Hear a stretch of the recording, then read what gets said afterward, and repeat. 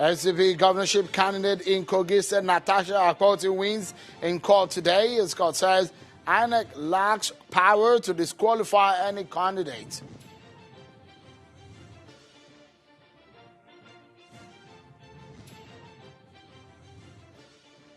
And former governor of Imo State, Senator Okorocha, and Senator the Chief Whip, Senate Chief Whip, Uzo Kalu, both won at the appeal court, affirming their election into the Senate.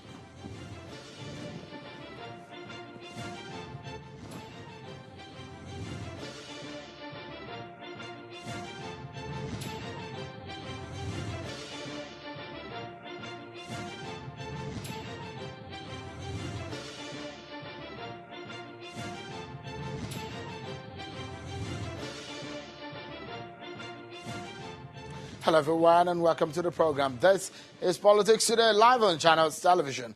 I'm Sean Wakimbaloye. Let's begin with the stories coming from the courtroom today. Senator Okorocha and his friend Uzo Kalu, who is the chief whip of the Senate, are happy men as the Court of Appeal today affirmed their elections.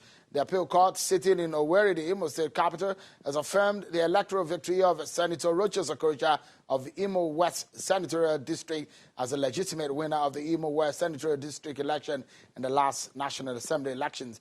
In his ruling, the chairman of the panel, Justice Ada, says the appeal filed by Senator Osita Uzunaso of the All Progressives Grand Alliance, Abga, and Jones Onyerere of the People's Democratic Party, PDP, against the victory of Senator Okorocha lacks merit. The panel adds that a petitioner could not prove beyond reasonable doubt the allegations of violence, overvoting, mutilation of electoral results, and hijacking of electoral materials. Reacting to the judgment, Senator Okorocha says he would continue to use his God-given positions to serve God and humanity. The former governor of Imo State says that his victory at the appeal court is for his two brothers, Jones Onyerere and Osita Uzunaso, candidates of the PDP and ABGA, respectively, in the Imo West Senatorial District election, who are challenging his election victory up onto the appeal court.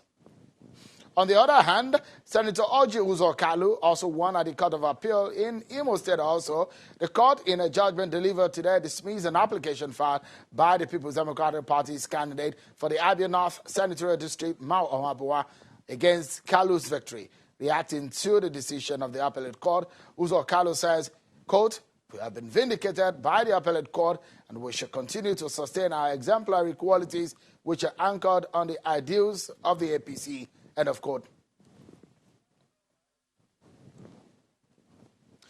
There are more political stories for you and for your attention on our political roundup. Take a look at them.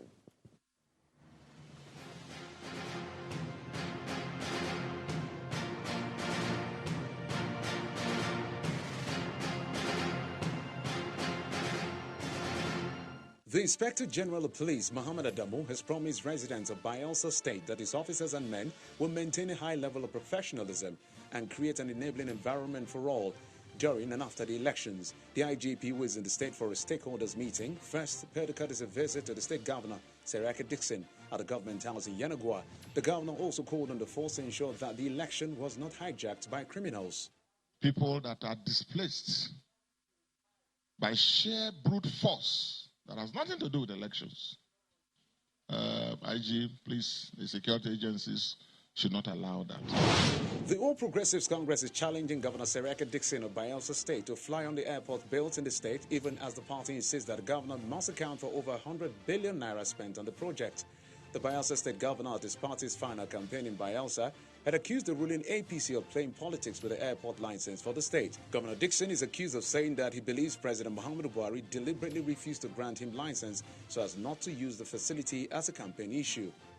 The national chairman of the APC, Mr. Adams Oshomole, while speaking to journalists in Abuja, says the facility is of low quality that even the governor cannot fly on it. The runway is flooded with water because it was not built properly. The House of Representatives is to investigate the alleged non-payment of $7 billion from Nigeria's foreign reserves disbursed to 14 global asset managers and 14 Nigerian banks by the Central Bank of Nigeria since 2006.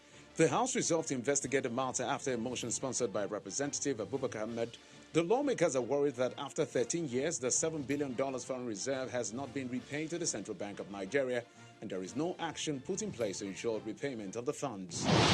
The federal government is insisting that its anti-corruption crusade is still on course, as money in excess of 200 billion naira has been recovered as final forfeitures and over 800 convictions secured in the last 1 year.